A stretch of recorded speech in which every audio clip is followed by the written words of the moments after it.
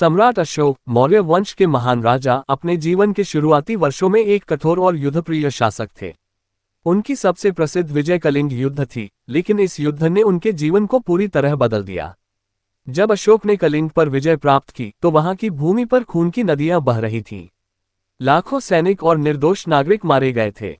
अशोक युद्ध के बाद अपने घोड़े पर बैठकर युद्धभूमि का निरीक्षण कर रहे थे। चारों ओर सिर्फ लाशें, विधवाओं की चीखें और बच्चों का विलाप सुनाई दे रहा था। ये दृश्य देखकर उनके हृदय में गहरी पीड़ा हुई। वह सोचने लगे, क्या मैंने इस विजय के लिए इतना रक्तपात किया? क्या यह मेरी महानता का प्रमाण है? इसी दौरान उनकी मुलाकात एक बौद्ध भिक्षु से हुई। भिक्षु शांत भाव से पेड़ के नीचे ध्यान में बैठे हुए थे। अशोक ने उनसे पूछा, महात्मा, क्या इस नरसंहार का कोई अर्थ है? मैंने ये युद्ध राज्य की समृद्धि के लिए लड़ा, लेकिन मुझे शांति क्यों नहीं मिल रही?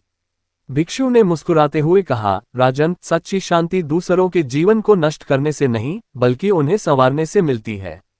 जीतने से बड़ा कार्य है लोगों को जोड़ना और उनके जीवन को सुखमय बनाना। बुद्ध के उपदेशों को अपनाओ, जो प्रेम, करुणा और अहिंसा का मार्ग दिखाते हैं। अशोक को इन शब्दों ने गहराई तक छू लिया। उन्होंने उसी क्षण से हिंसा का मार्ग त्यागने और बौद्ध धर्म को अपनाने का निर्णय लिया।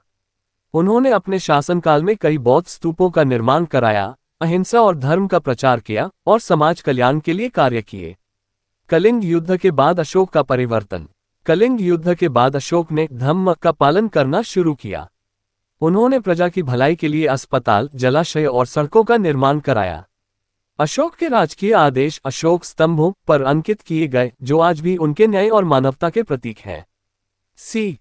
सम्राट अशोक की यह कहानी सिखाती है कि सच्चा नेतृत्व जीत या शक्ति में नहीं, बल्कि करुणा और प्रजा की भलाई में है।